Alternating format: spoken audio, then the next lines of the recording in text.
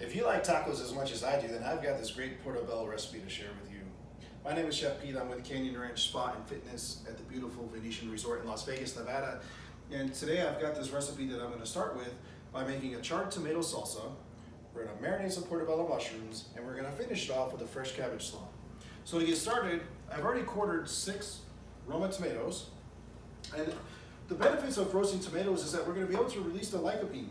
And the lycopene is a very heart-healthy phytochemical that develops and is more absorbed as we cook tomatoes and release it. Now, another way to absorb that lycopene is to add a lot of healthy fats to it as well. So I'm going to start with roasting 1/4 onion, a half a poblano chili, which has a nice medium spice to it. Now, if you want to go a little bit hotter, you can use a jalapeno, a habanero, or you can go a little bit lighter with poblanos or serranos. And you can control that by as much or as little as you want to add as well. And if you don't like spice, you can totally omit it. So we're going to roast these in the oven preheated at 400 degrees.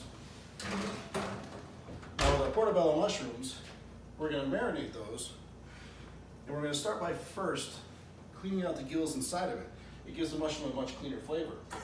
So working over a bowl, you can use a spoon and remove the soft parts underneath, and then just scrape out the gills. Now once you've got 3/4 of the mushrooms done, we're going to slice them like a steak, about a 1/2 inch thick, and then we're going to marinate it with a little bit of Bragg's amino acid, which is like a soy sauce replacement. We're going to use about 1 ounce for these mushrooms, and they're like a sponge, so they're really going to absorb that flavor. We've got a little bit of cumin, some chipotle chili powder, and we're going to use a half of lime juice squeezed over the top. Now this is going to give it a very nice, very similar to a carne asada flavor, but it's going to be much more heart healthy with lower cholesterol. Now the stems of the portobello mushrooms, you can save these because we're going to use these later on in a stir fry for dinner. So these mushrooms, we're going to let them sit. They're going to soak up all that flavor and absorb it. And then we're going to work on our cabbage slaw. Now, cabbage is great for anti-inflammatory properties, and it gives it a great crunch. And so with this dish, we're going to cut the cabbage very fine. Now, if you're not familiar and used to using a knife, you can take your time with it.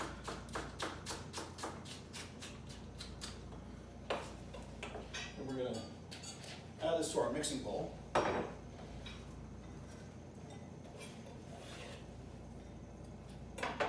We're going to use the other half of the lime, and we're going to squeeze that over it. And then put that aside. Now, when I season with salt, I like to use a nice pink sea salt. And we're going to put that over our cabbage as well. We're going to save the rest of our cabbage because, again, all these leftover vegetables can go into a great stir fry. All right, so we have our cabbage. We're going to take about a 1/2 cup of fresh cilantro. Now with this, you don't have to cut it up very fine. You can leave it nice and coarse. And those aromas are really going to come out when we mix that with our slaw. Okay, so now we're gonna toss that, and this is going to be a great ingredient to top our tacos with. So we're going to let it sit.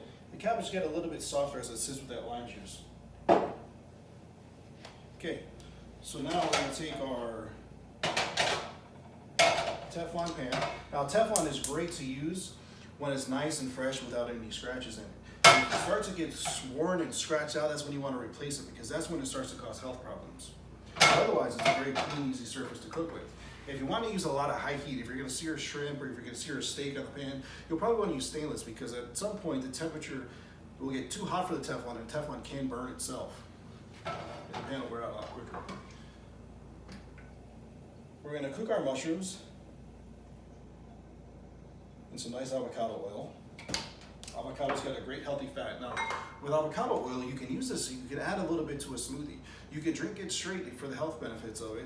You can cook on high heat. You could use it in a salad dressing. It's really a multi-purpose oil, and I'll always have a little bit on my hands. Mushrooms are like a sponge.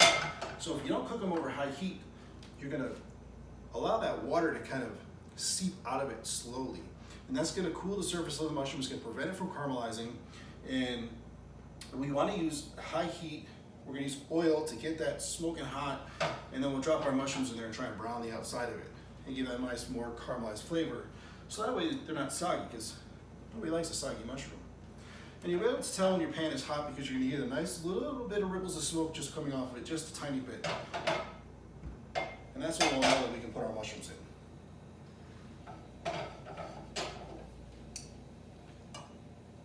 So now we want to use about 3 pieces per taco, and 1 serving is going to be 3 tacos. So we're going to try and get about 9 pieces in here. You can hear that oil nice and sizzling. You'll be able to start to smell those flavors come out. Now as the mushroom cooks, it's really going to shrink up and start to evaporate, because all that water is going to be released. You can see most of what's coming off that is the flame from the, or is the steam from the water evaporating out of it. Now I don't want to shake my pan. I don't want to turn the mushrooms. I just want them to sit, let them hang out there for a minute and start to caramelize those flavors. The more we shake the pan or take it off the heat, the faster we're going to cool the pan down. And we're already cooling down. Think about throwing an ice cube into a small cup of water. It's going to cool the water off really quickly, as opposed to throwing an ice cube into a swimming pool, where that pool is just going to melt the ice and the temperature is not really going to change. So the bigger the pan, the heavier the pan, the more it's going to hold the heat when we put something in like mushrooms or a piece of protein or tofu or something like that, where it's going to cool the rest of the pan off.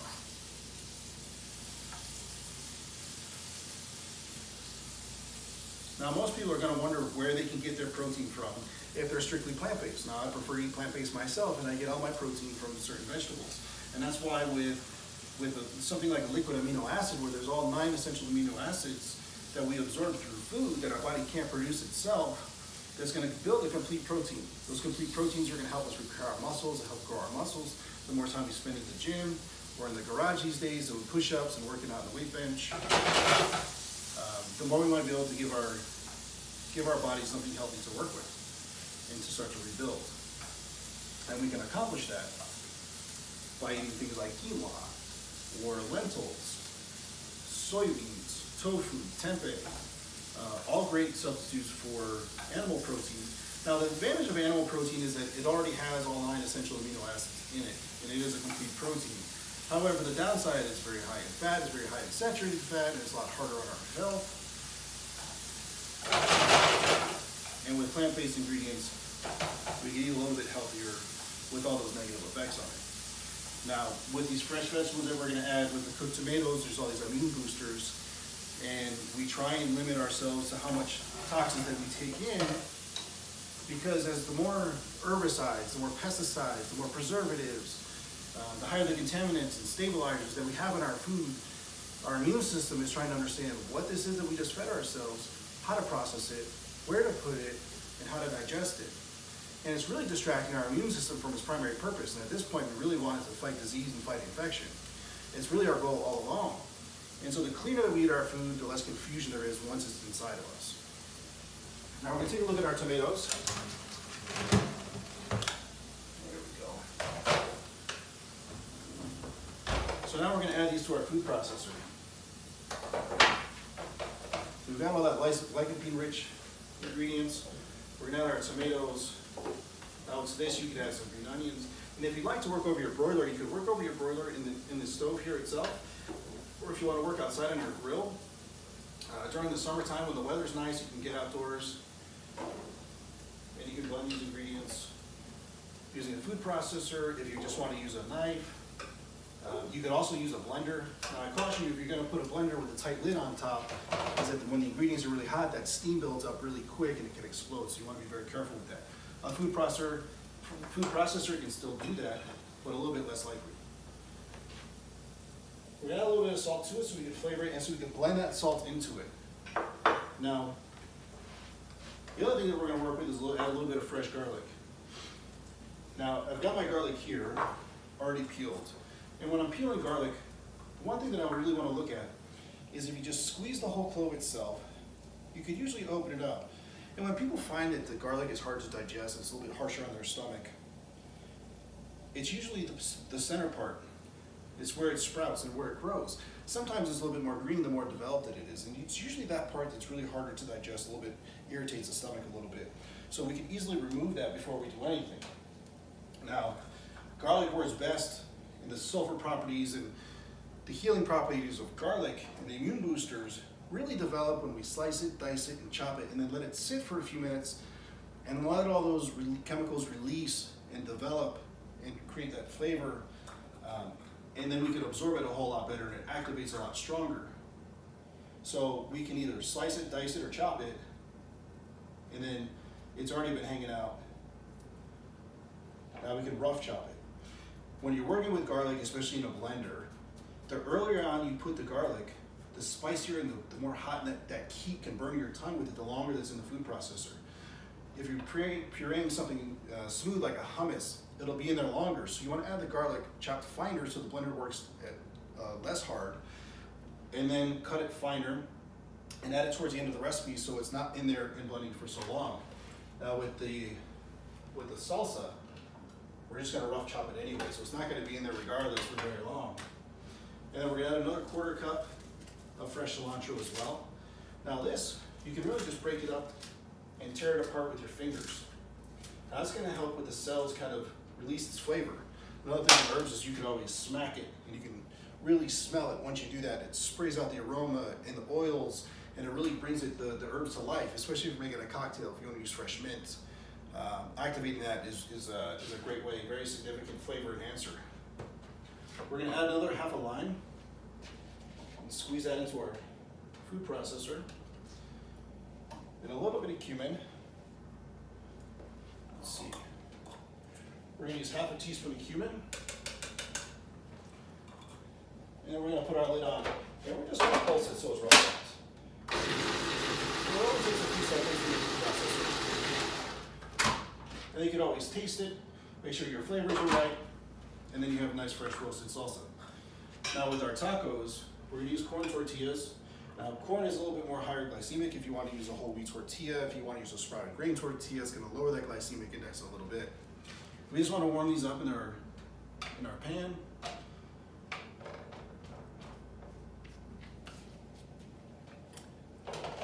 And then we'll be able to create our lunch. Beautiful little plate with our tortillas that are nice and flexible.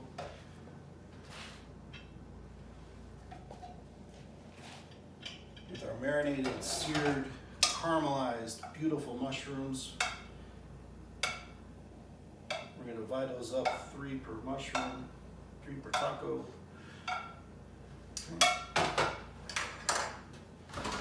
And then we're going to take our delicious salsa and see where it's all nice and flavored.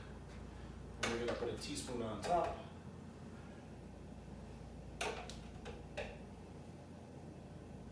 And we're going to finish this off with our crispy cilantro slaw. And there you have beautiful plant-based portobello mushroom tacos. If that doesn't make your heart healthy, I don't know what will. Now for this recipe and for more, visit canyonranch.com and see what else we're cooking up.